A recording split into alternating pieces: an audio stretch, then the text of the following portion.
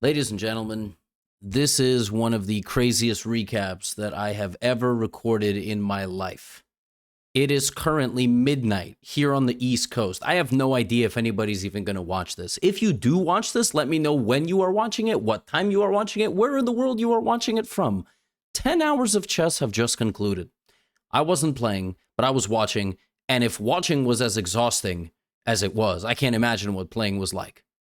Freestyle Chess Las Vegas, the third event of the 5 events in 2025 on the Grand Slam Tour. Magnus Carlsen in the losers bracket. Hans Niemann and Hikaru going up to the winners bracket. Crazy matchups all over. Tiebreakers, Armageddon. Here's the format. They play 2 games of 30-minute chess. If it's tied, they play 2 games of 10-minute, then 5-minute, and then they have to play an Armageddon. That's it. That's the intro. Let's just enjoy the show because I need to go to sleep. I cannot imagine how these players are feeling. It was Eric Gaisi versus Abdusattorov. It was Praggnanandhaa versus Fabiano. It was Hans Niemann versus Jawahir Sindarov. We had a lot of different marquee matchups in the winners bracket. I will give you an update of everybody. I can't possibly cover every single game because there was literally like 50 games played today, so we're going to have to do our best. We are going to cover the games of Magnus Carlsen, and then we're going to go to Hikaru, then we're going to go to Hans. If you prefer I do it in a different order, let me know in the comments, and I will ignore it. Magnus versus Vidit. Magnus opens things up with the move F3. He was asked in an interview, since you can't win the event, are you looking, do you have a favorite for who is going to win it? He said, I don't really care. My man. Knight b6, c4, b3, d4. This is the position. Magnus opens up freestyle the conquest to win the losers bracket with a very kind of free swinging approach. Very dynamic chess, very, I don't want to say uncoordinated, but it's like, I mean, it's a very, very, bombastic way to play. D5 from Vidit, meeting him straight on in the center of the board. And Magnus just keeps going. Computer style. Magnus, I have a video like he moved only pawns and he won. Slightly clickbait, but there is this very famous game where somebody plays 18 pawn moves to start a chess game. Yeah, that's what Magnus is going for. Vidit brings his queen to the middle. We have knight b3, knight d3, a5. Side attack on the edge of the board. By the way, if you're confused why the starting setup looks like this and nobody has told you or you just clicked on a video, they are playing something called freestyle chess or Fischer random. They randomly draw one of 958 starting positions beforehand. Based on a few criteria, certain things have to be the same. And yes, the second row of pieces is also shuffled. The bishop goes to a6. The way Magnus played this game, he played like a man who ain't got much to lose. Knight back to b2, he played creative chess, and early on, after 15 moves, he had a very powerful position and a very nice advantage. 30 minutes is not enough time for these guys to figure out all the best ways to play. It's just not enough time. It's not enough time. Now, they sped it up so that it could be a little bit more of a, spectator product, but today's stream was 10 hours long, so, that could have been like 2 tennis final matches in one, maybe even 3. F5, bishop c4. I really just like the way Magnus plays. I made a lot of videos in my life, like Magnus versus other top 20 players in the world, other grandmasters, and he just glides along, picks off Vidit's queen. Look at this rook sack for style points, wins the knight. Black is absolutely stuck, and white is just going to advance. A little bit of counterplay created, but now black is in a total pin.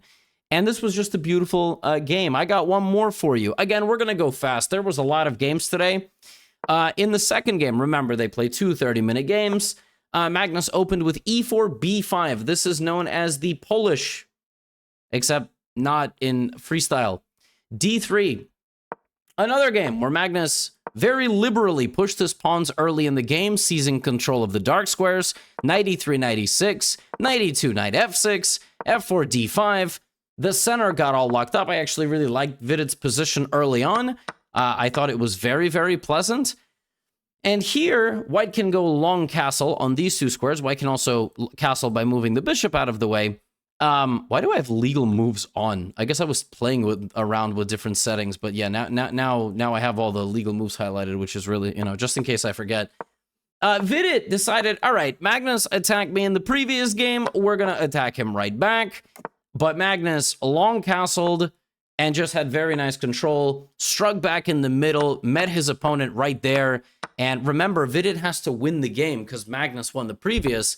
But actually, with the king in the middle, it's going to prove extremely difficult to do that. And not just extremely difficult, you're straight up losing, which is kind of insane that your bishop is locked away in the corner. Magnus navigates the complexities of the position better than Vidit, plays knight to e3, being hunted here in the middle of the board. And Magnus wins 2-0. It's just a shame he didn't win this in the winner's bracket because he was unbelievable. He played 2 games at like average 90% accuracy, which at this format just never happens.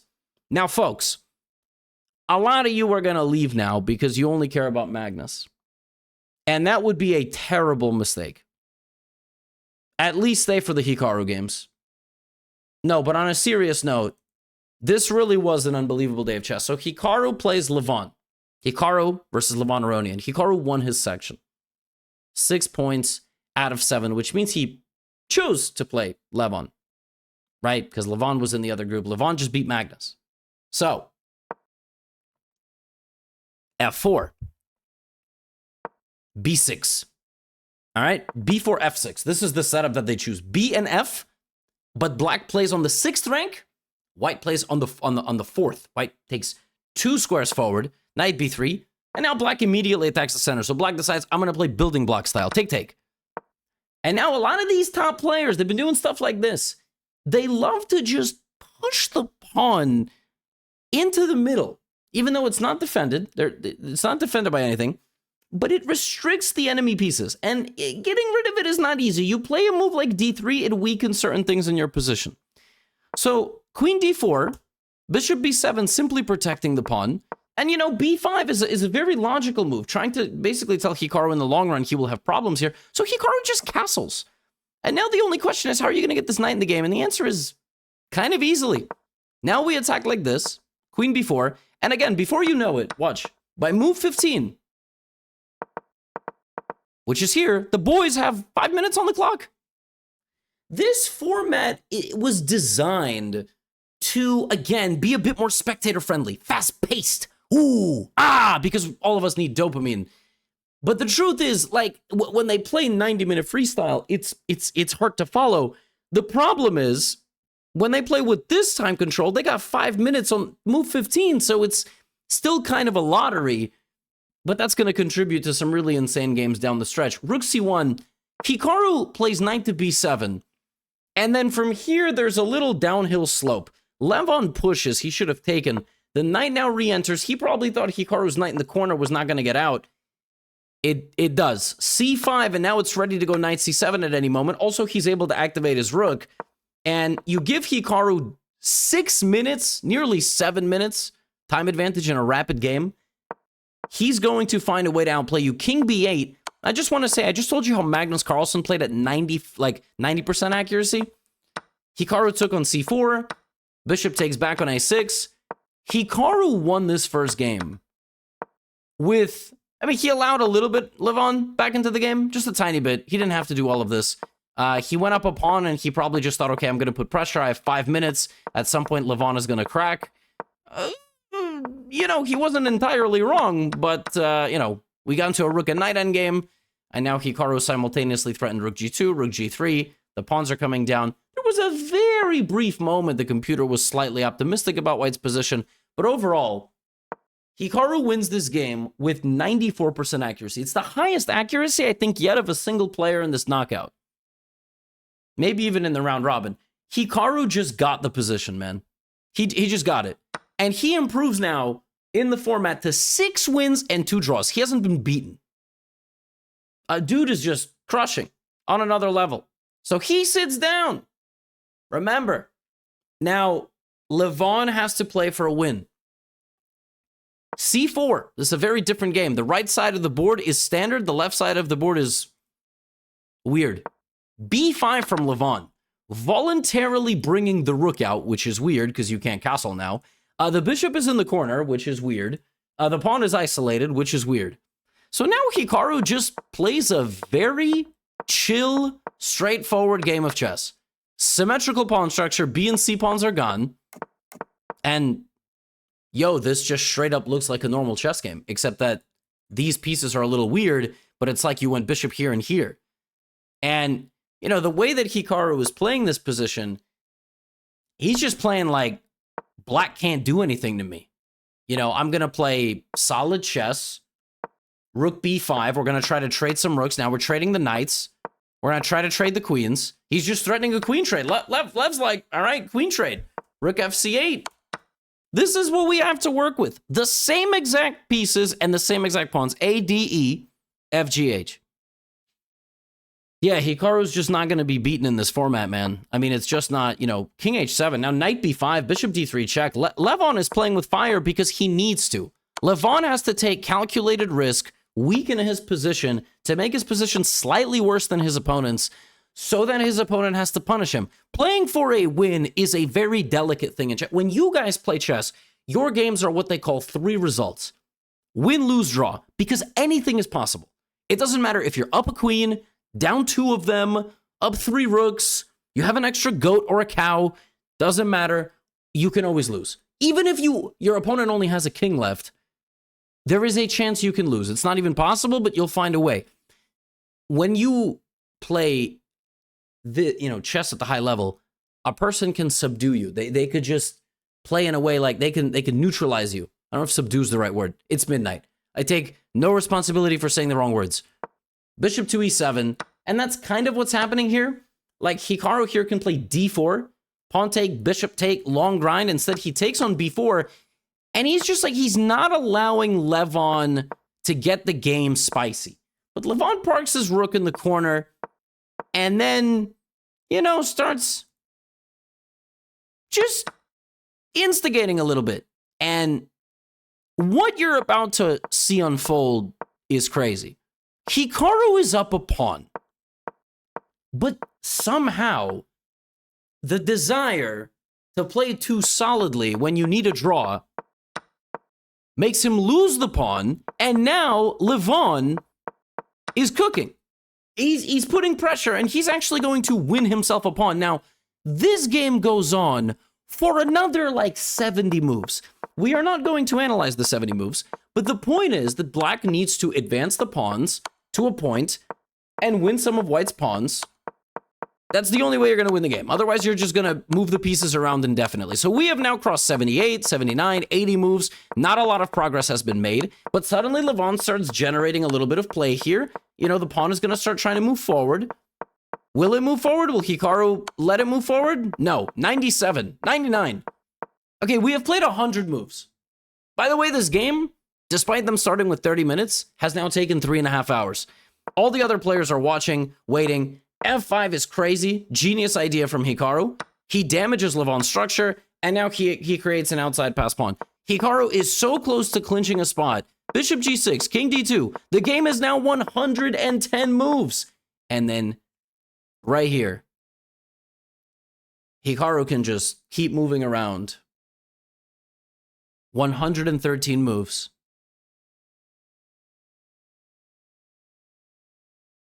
He takes on f6. And suddenly, the knight is trapped. Out of nowhere. He must have seen something. He must have seen a way to escape. Maybe he thought, I don't know, he had some, but he's stuck. On the 113th move, his knight gets trapped. Levon hunts it down, and Hikaru just resigns because he can't move. The bishop is stuck guarding the knight, which is totally dominated. And if white just starts pushing, I will take it. And my idea is ultimately to just go d3 and probably win this knight at a certain point. And maybe I'll play bishop g4 and then d3. You know, like that's ultimate. Maybe king e7 and bishop h5, by the way. I might just win the knight straight up, which is crazy. And the craziest part is, Hikaru then went on to lose the tiebreak, which was wild. In the 4th game of the tiebreak, after losing the 3rd game, he was putting some pressure, but he was up a game, and he had a great position. Even before this, he had a great position. A shocking turn of events. Levon beats Magnus and Hikaru. He knocks them both out. He knocked Magnus into the loser's bracket, and I think Hikaru also goes to the loser's bracket. I don't exactly know the format, but wild stuff. I got more chess for you, man. Hans Niemann, Javahir Sindarov. Again, we are not going to do a crazy amount of analysis. This is a crazy and fun matchup because Sindarov has been cooking in this format, and Hans Niemann has been cooking in this format. Rook E3. He was on the commentary yesterday. He also, another thing that he also does is he studies the positions alone, which is very fascinating. Now, sometimes he joins the groups, but it is cool to see that he has worked a lot. I don't even know what that means, work a lot on this format. But his intuition is there. And as you see in this game, this side of the board just goes. Just goes. Like, how did... He just straight down the board. I mean, Sindarov is like, is bullying this side of the board. Yeah, Hans is like, I don't care. The pawn's 2 squares away from queening. You have to acknowledge it. Now rook B8, bishop G6. And one thing Hans has done better than almost anybody he's played in this event is time management. And he's always up on time. And that's going to be a problem. Bishop C4 you can't take because the rook hangs. Rook E8, trying to open up the center. Now we try to trade the pieces down. And we just try to win the endgame. Hans staying above a minute. Staying above a minute. Now it's time to bring the king. Now he's below a minute. And by the way, the second he goes below a minute, White has rook c4 apparently. And then you win the pawn, and that's somehow a draw. Which Sindarov proceeds to find, by the way, because he's clutch. Hans darts back. Knight f5 now is crazy counterplay. There it is. Hans now can go for counterplay of his own. And now White has to check everything and go forward. Will Sindarov do that, or will he play passive? He grabs the pawn. He needed to go rook to a7 and try to go for checks, which makes sense when you look at it. He does it this way. But now rook h5, knight c4, and this is the wrong approach because this allows Black's king to get active. And his king gets really damn active. The king runs around to h5, and he's going to end up picking up one of the pawns. He's probably going to pick up the g2 pawn as well. There it is. Rook g5, rook h1 is mate. Sindarov in this position was not going to be able to stop anything anyway, but this was crazy. Rook a7 would have been an infiltration. So Hans wins the first rapid game. Same situation as Hikaru. I apologize. I forgot to mention they drew their first 2 games. It's been a long day. You see how Hikaru and Levon played the 30-minute games? Hans and Javahir, they drew their first 2 30-minute games. So they had to play 10-minute chess. Now they're playing 10-minute chess. They're playing a tiebreaker. Hans is in the same situation as Hikaru. All right. You know, Javahir goes for a gambit. He gets the pawn back with his queen. Insane position. 10 minutes. Hans playing in the center. Sindarov needs to create a fight. He's trying. Right, bishop e2, the queen looks trapped. It goes to a5. Hans comes back. Obviously, Black can't repeat the position, so he goes d5. Knight takes e4. And in this position, I think knight c4 and knight c3 were the winning repositionings for White. So Hans is winning for a moment, but not enough time on the clock. And suddenly, all the pieces are alive. And before you know it, it goes from bad to worse. And in this second tiebreak game, Sindarov plays a scintillating attack on the king, winning in style with rook to a2, defended by the bishop. And rook a2, queen c3, and queen b4 are just checkmates. And Hans Niemann, facing a knockout of Sindarov, played his worst game, I think, of the entire tournament. So that just shows you, like, nerves exist.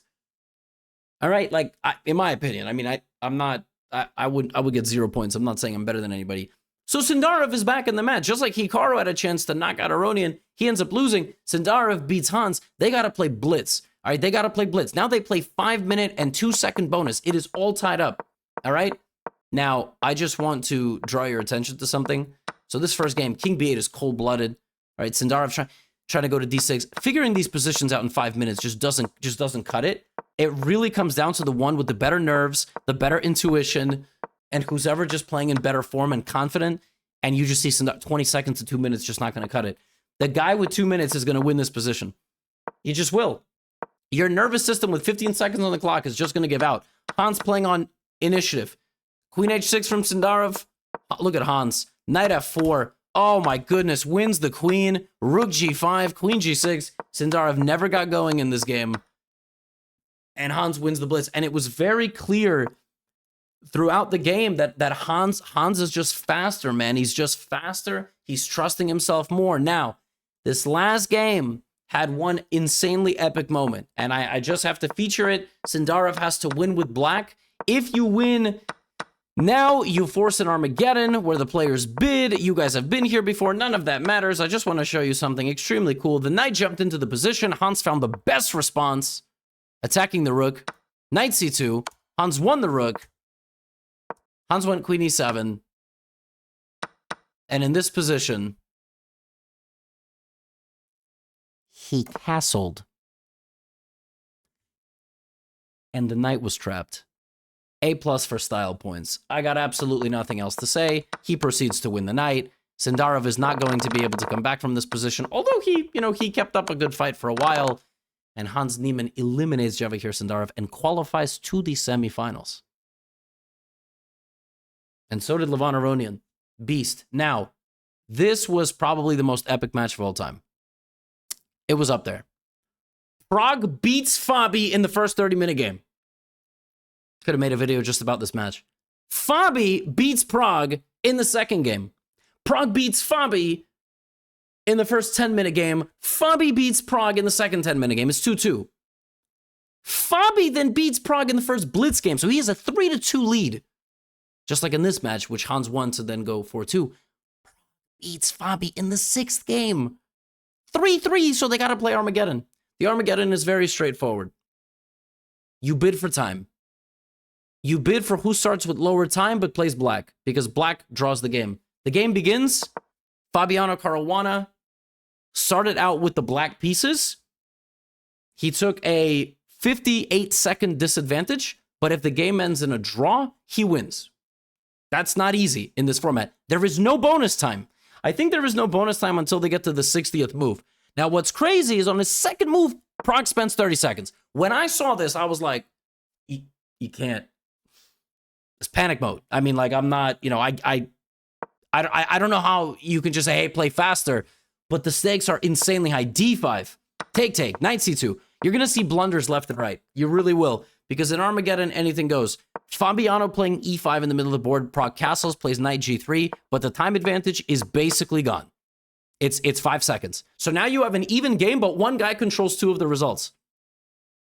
One guy is, role-playing a chess god. Knight f5, queen f5. But when I saw this, I was like, oh, Pragg he's cooking. I really like his position. I love it. He's going to get his pawns rolling. He's going to get all these boys rolling. The computer wants king h1 to prepare g3. He plays it. Bishop c7. G3 was better. And then you can slowly prepare it. But okay, he plays e5. Now the queen goes back. Now g3, but now knight d5. This is why. He needed to kick the knight out that way. He could not have the knight come back into the middle. He plays here. You got to trust your instinct. And you play very naturally. But Fabi's right there. Fabi's like, I'm not going to let you get going. f5. Sacking the rook. Fabi says, okay, yes, please. Now Pragg has to figure this out, but he's down 20 seconds. Your heart's racing. Your heart rate's like 120, 130 playing a chess game. He goes bishop g5, rook e8. The position's dead equal. What do? Every move is instant. Bishop d8. You say no, thank you for the trade. How are you going to defend the pawn? Maybe you won't. Maybe you try, but knight e6 appears. And when an opponent plays knight e6, your brain short circuits. Because you're hanging the pawn, you can't take the knight. The only move here is bishop d3. I don't even know what that move does. Pragg plays this, and now Fabiano Caruana is winning. And not only is he winning, he got a minute to figure this all out. That's a lot of time. Knight back to f6. Every move is made instantly. Before you know it, Fabi has arrived. Fabi's winning. He's just up a rook. Pragg tries his best. I mean, there's a lot of money on the line. He tries to play. He would have resigned at any other moment.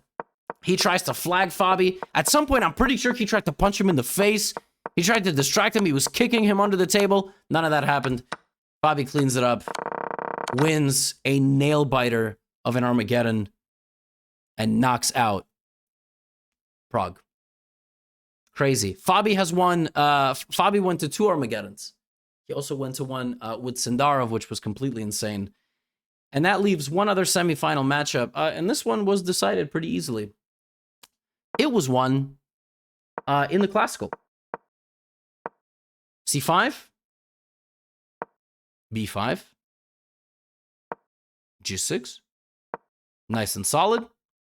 We got Noiserbach sacrificing a rook straight up in the beginning of the game against Arjun Erigaisi. And Arjun was like, okay, I don't know why this dude is giving me a rook, but I'm going to take it. And then I'm just going to play a completely normal game of chess. I just have an extra rook. Yeah. Noiserbach is trying to, do the madman impression with the madman himself. Now Arjun's like, okay, so I'm up a rook. I'm supposed to trade. Uh-huh. Knight here. All right. Now I'm going to trade bishops. Now we trade knights. Now I'm going to trade the bishops.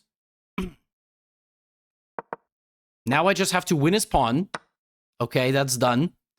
Now I have to not allow anything on the back rank. Now I got to trade rooks and probably infiltrate and then go on to win the game. Rook trade is done. Now we got to infiltrate, not get checkmated, and go on to win the game. All right, now we got to infiltrate. Yep. Infiltration almost complete. If he takes, I take the C pawn. He goes here. Uh-huh. And we've infiltrated. And we are going to maybe win one of the pawns. Okay, now let's just keep breaking apart his king. All right, we're allowing a little more counterplay than we would have liked. It's still a little scary, but I think we'll figure this out. Yeah, we're very well on our way to figuring this out. All right, we got to play some moves. Arjun Erigaisi beats Noiserbach. One game, all it took. They drew their other one. And so, in the upper bracket, Caruana, Neiman, Levon, Erigaisi.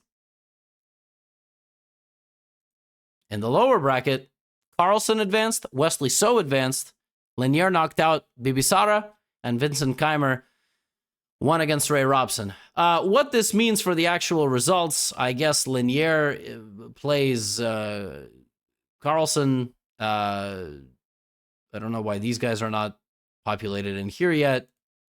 And in the upper bracket, I